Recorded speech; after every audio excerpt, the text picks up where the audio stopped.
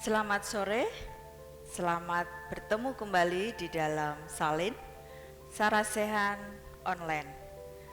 Sarasehan Online yang kedua yang ditayangkan dalam masa pandemik melalui channel YouTube GKJ Pringin yang asik. Format yang tidak biasa, namun kiranya tidak mengurangi makna. Tema kali ini adalah Kristus datang untuk melayani, bukan dilayani. Topik yang sederhana karena sering kita dengar, tetapi pada prakteknya, apakah kita sebagai jemaat sudah benar-benar memahami dan melakukannya dalam kehidupan kita?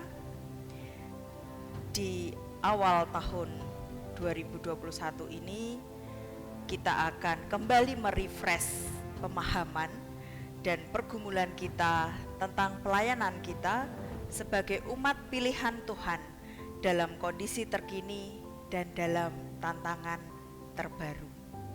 Kondisi pandemi, kondisi keterbatasan, kondisi true normal, dan tantangan perkembangan teknologi yang mau tidak mau harus diikuti, tantangan tetap bersekutu tanpa bertemu, dan sebagainya.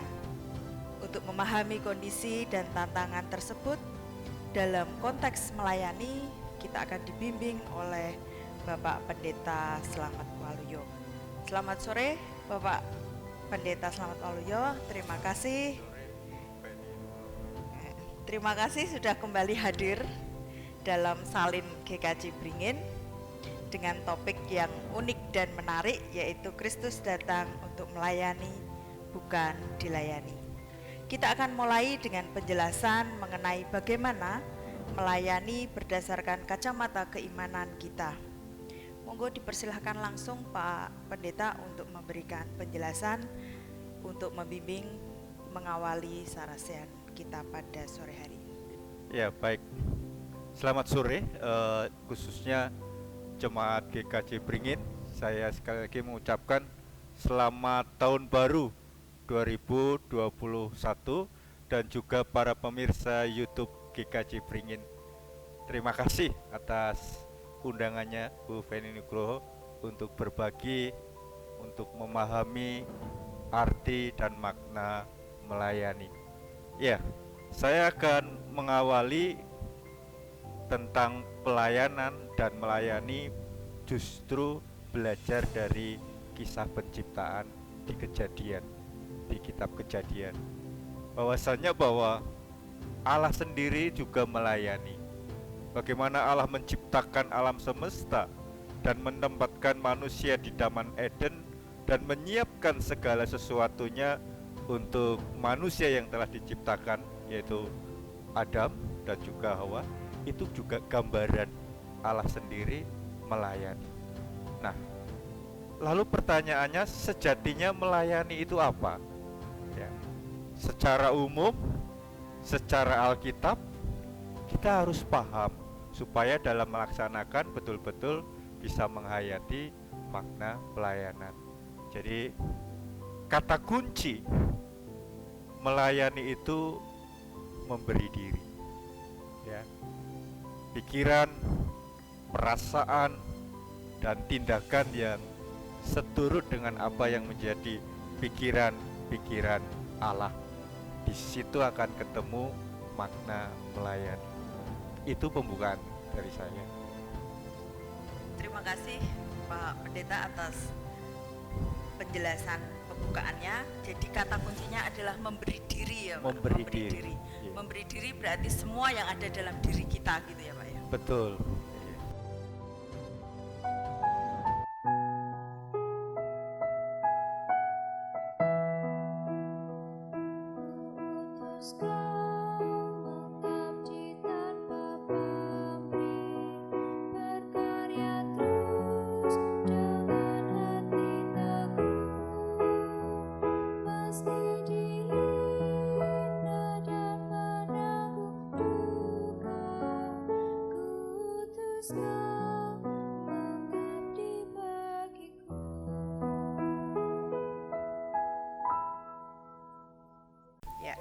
Kita akan langsung masuk di dalam pertanyaan-pertanyaan yang akan kita bagi dalam season pertama ini. Ada 2 pertanyaan, Pak Pendeta. Yang pertama adalah simple pertanyaannya. Ini pertanyaan yang dikirimkan oleh jemaat kepada redaksi. Yang pertama, siapa yang dilayani? Dan yang kedua, apa saja yang dilayani? Iya, kita melihat dari konteks mana. Kalau konteksnya umum, jawabannya jelas. Di mana kita bisa memberi gambaran bahwa kalau kita sebagai orang Kristen, yang dilayani adalah Tuhan. Nah, tentu bukan langsung ke Tuhan, ya lewat gerejanya, lewat jemaatnya, lewat banyak hal ya sesama kita. Nah, itu konteks siapa yang dilayani, kita bisa menjawab di sana. Ya, jadi kalau kita dalam gereja ya lewat gerejanya dan jemaatnya. Sebagai contoh seperti itu. Terus yang kedua tadi? Yang kedua, apa saja yang dilayani? Ya banyak ya. Kalau kita mau berbicara apa saja yang dilayani, saya akan membatasi diri dalam kehidupan bergereja. Khususnya di gereja itu banyak orang melayani tidak terbatas yang berjabatan gerejawi ya, seperti sebagai anggota majelis, penatua, diaken, sebagai anggota komisi atau panitia. Tidak sebatas itu, banyak hal ya. Saya punya teman pendeta yang saya terinspirasi. Dia kalau pagi itu paling tidak minimal nelpon 2 anggota jemaatnya ya, menanyakan sehat atau keadaannya ditanyakan. Bahkan kemudian saya juga punya teman yang juga hobinya sama dengan pendetanya, sering mengirimkan renungan-renungan yang mungkin bisa menguatkan. Dan banyak lagi di gereja ini, banyak hal yang bisa dilakukan dalam kehidupan berjemaat ya, begitu.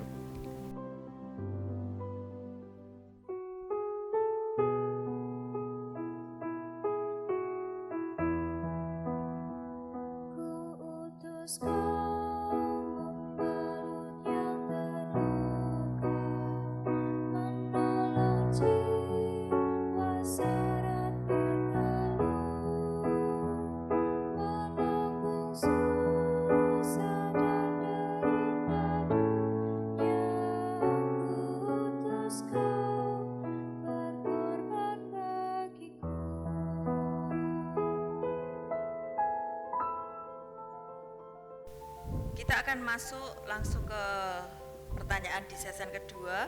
Ini ada tiga pertanyaan dan mungkin agak panjang gitu ya Pak ya.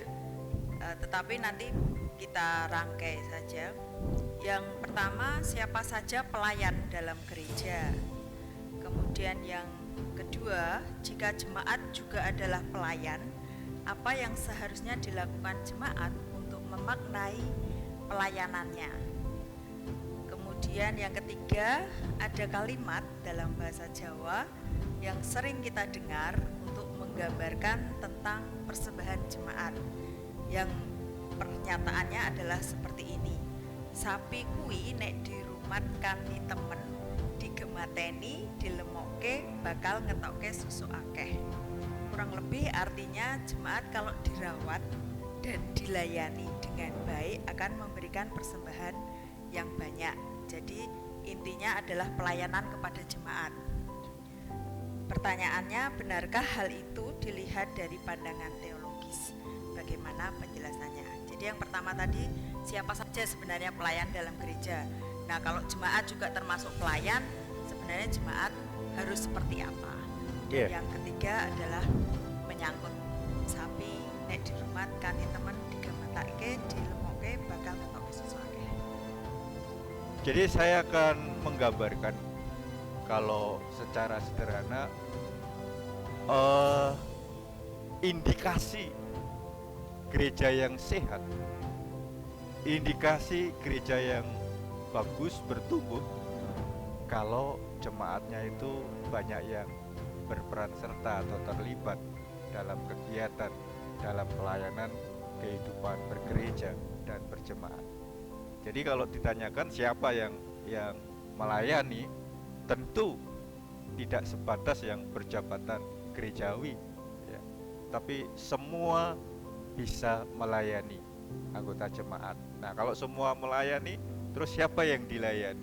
Nah, kembali ke prinsip awal tadi bahwa kehidupan melayani itu pertama kan menjadi dasarnya adalah melayani Tuhan lewat gerejanya, lewat jemaatnya, dan lewat apapun yang menjadi dinamika dalam kehidupan bersama. Jadi konteksnya seperti itu. Jadi siapapun bisa melayani ya, jadi yang dilayani tetap fondasinya ya Tuhan, tapi tetap dalam kehidupan gereja dan jemaatnya. Nah, tergantung porsinya masing-masing, karunianya masing-masing, talentanya masing-masing. Itu yang bisa setiap pribadi anggota jemaat melakukannya. Tidak harus sama ya. Sekecil apapun bisa menjadi bagian dari melayani. Kemudian berkaitan dengan sapi tadi ya. Ya, kalau diopeni nanti gemuk, susunya banyak, yang menggambarkan kalau jemaat itu diperhatikan, diopeni, persembahannya banyak. Saya justru malu ya dengan pemahaman seperti itu. Jadi yang harus dipahami makna persembahan.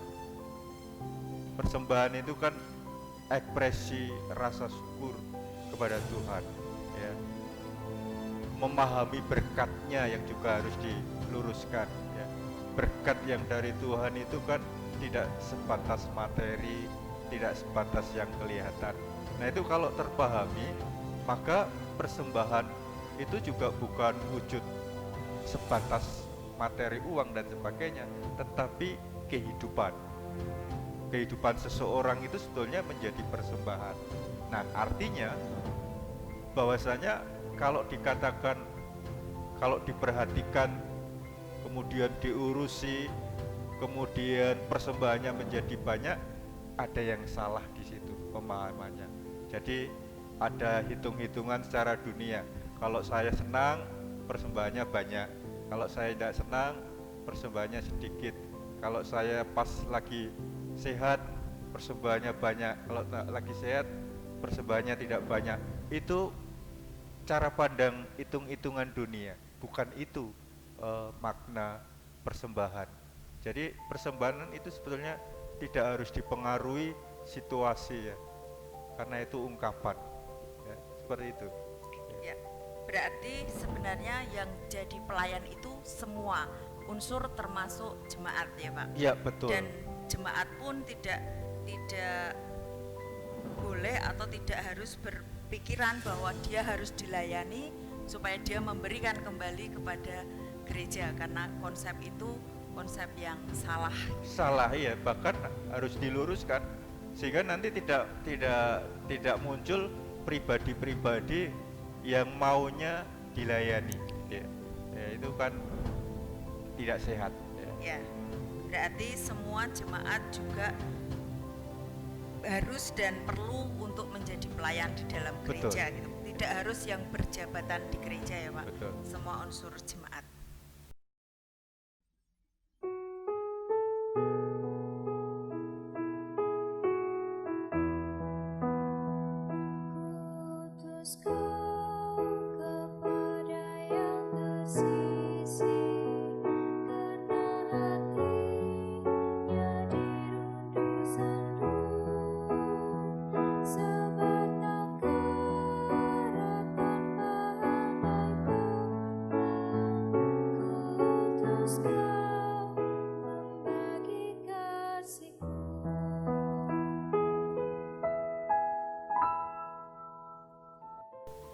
Kita akan masuk di pertanyaan di season ketiga. Bapak, ada 2 pertanyaan.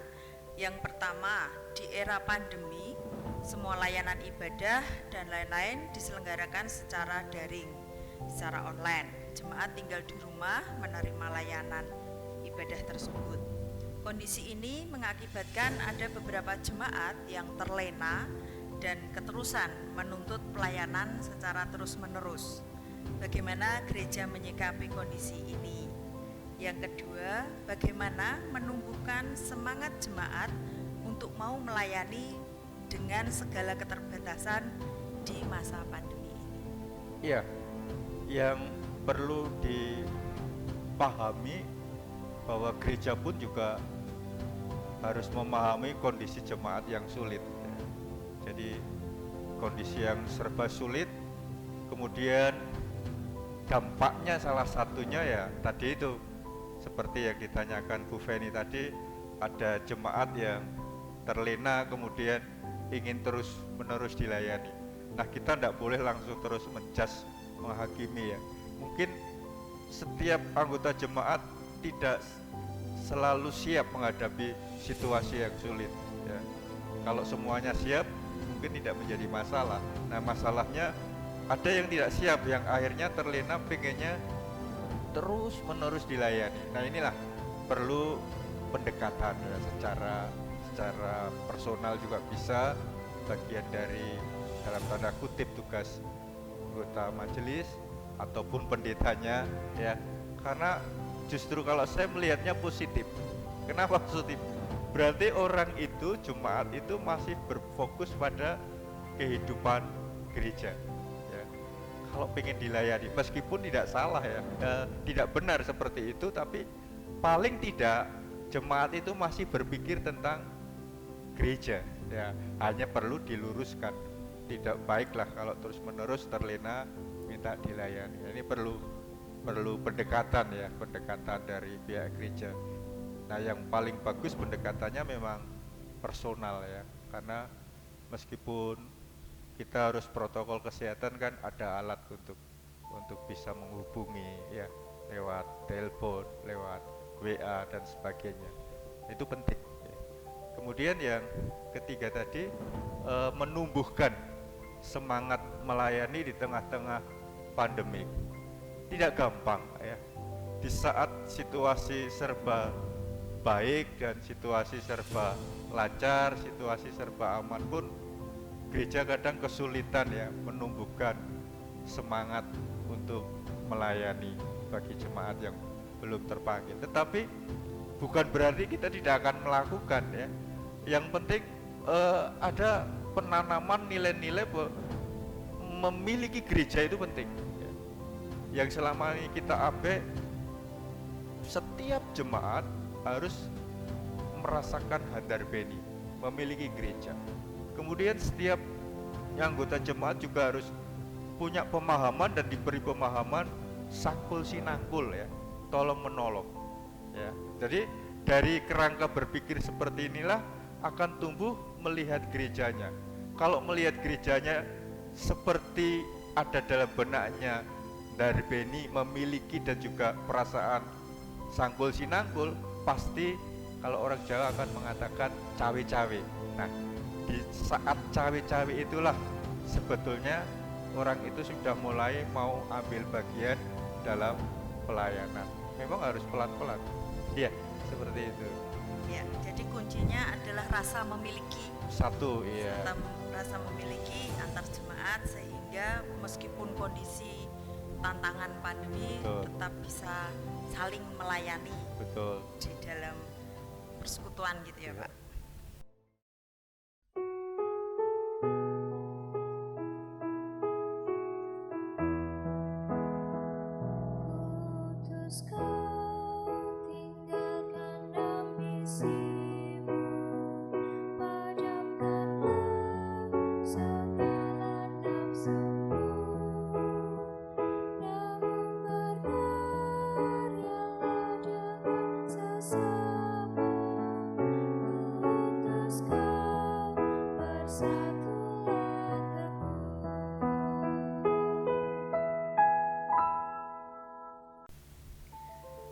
Selanjutnya kita akan masuk dalam pertanyaan di sesi keempat. Ada 2 pertanyaan lagi.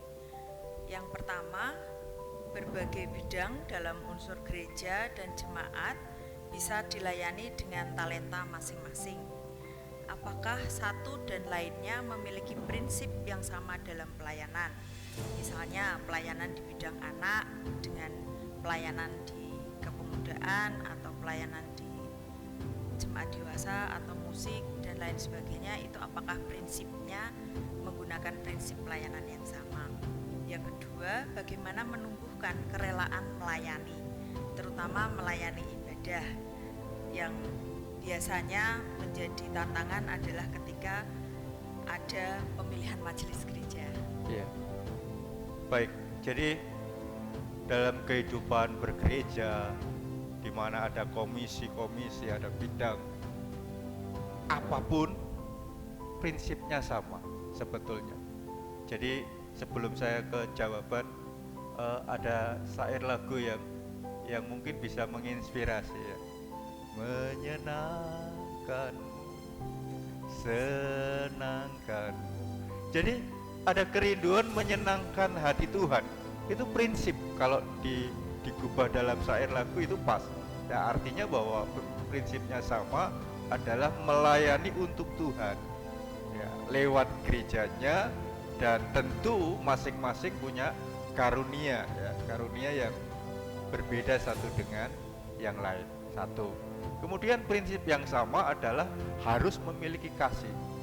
Kalau kita melihat apalah gunanya di dalam Alkitab ya, Rasul Paulus pernah mengatakan mau bisa berbahasa apapun, mau bisa melakukan apapun, kalau tanpa kasih semuanya akan menjadi sia-sia. Jadi dalam melayani itu prinsip kasih itu harus juga menjadi pondasi ya, karena kalau dengan kasih itu semua akan menjadi ringan ya, tidak menjadi beban ya melayani itu, tetapi menjadi sukacita seperti itu. Nah, kemudian yang terakhir tadi untuk kerelaan melayani, terutama ketika ada misalnya pemilihan majelis gereja. Iya. Lah inilah keprihatinan banyak gereja ya. Jadi kalau bertemu dengan sesama pendeta, sesama anggota jemaat gereja lain, pasti salah satu keluhannya susah nyari anggota majelis gitu ya, atau susah mencari pelayan-pelayan Tuhan. Nah, memang itu PR bersama ya, PR yang menjadi dinamika kehidupan gereja. Nah, saya akan membatasi dalam konteks gereja kita, GKJ Beringin. Kalau yang saya lakukan, saya selalu menekankan betapa kita harus bersyukur ya, bersyukur atas keselamatan, atas anugerah keselamatan, bersyukur atas segala berkat Tuhan. Nah, terus pertanyaannya, kalau sudah bersyukur apa yang mau dilakukan? Nah, kadang banyak orang hanya berhenti bersyukur. Mestinya bersyukur juga ada tindak lanjut. Apa itu? Apa yang bisa saya berikan kepada Tuhan lewat gereja? Nah, itu sebetulnya kalau di situasi bukan pandemik itu bisa lewat cara sehat, lewat pemahaman Alkitab, tetapi nilai-nilai pemahaman tentang bersyukur itulah menjadi pendorong untuk orang itu terlibat dalam kehidupan bergereja, yang akhirnya nanti ambil bagian juga dalam pelayanan, sehingga menjadi bukan kebanggaan tetapi menjadi kesukacitaan kalau seseorang itu mau melayani. Dia sukacita, bangga boleh yang positif ya. Jadi menjadi anggota majelis itu memang masing-masing daerah berbeda marwahnya. Ada yang marwahnya menjadi anggota majelis itu kebanggaan, dan itu tidak salah selama menjadikan dirinya tekun ya. Ada yang marwahnya menjadi anggota majelis itu menjadi seperti seorang abdi yang sungguh-sungguh ya, memberi yang terbaik untuk tuannya, dalam hal ini Tuhan lewat gerejanya. Nah, tidak apa-apa, semua asal dengan motivasi yang benar. Nah, itulah yang perlu ditanamkan sehingga ada terbangun untuk mau ya, dalam tanda kutip, mau menjadi majelis, anggota majelis, komisi dan sebagainya. Ya, jadi intinya ada menyenangkan orang lain, menyenangkan jemaat. Kemudian ada kasih dan rasa syukur yang mendorong jemaat untuk mau melayani, termasuk kerelaan untuk melakukan sesuatu bagi pelayanannya itu.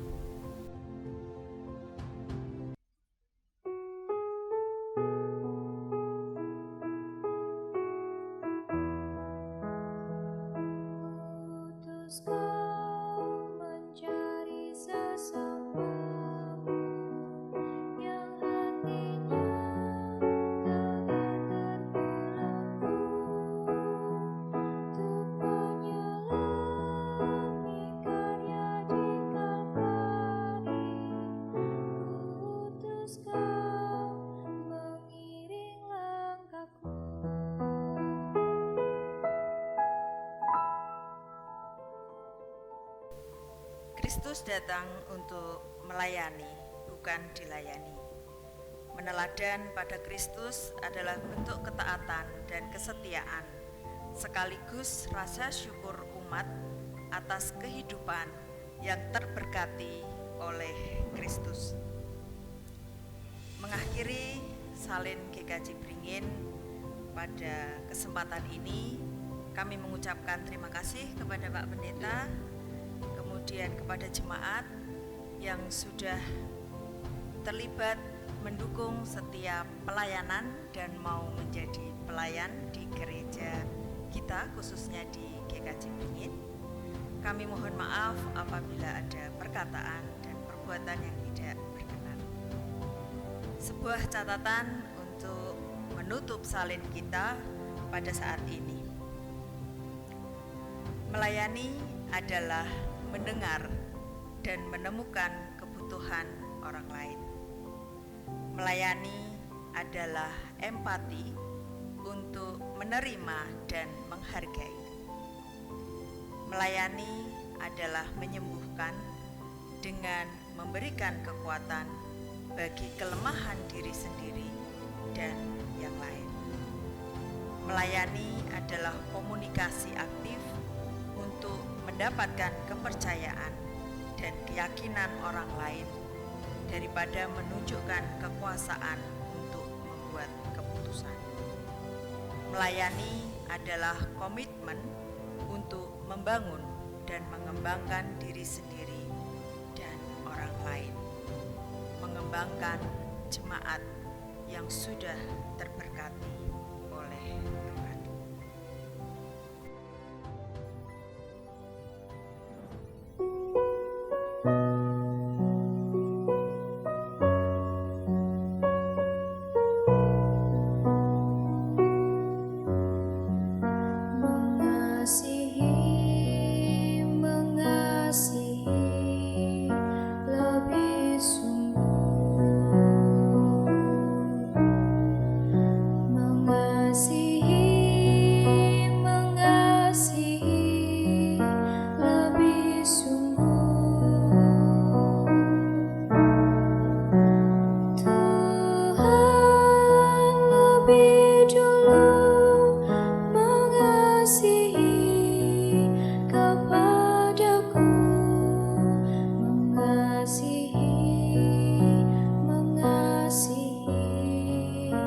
Lebih sungguh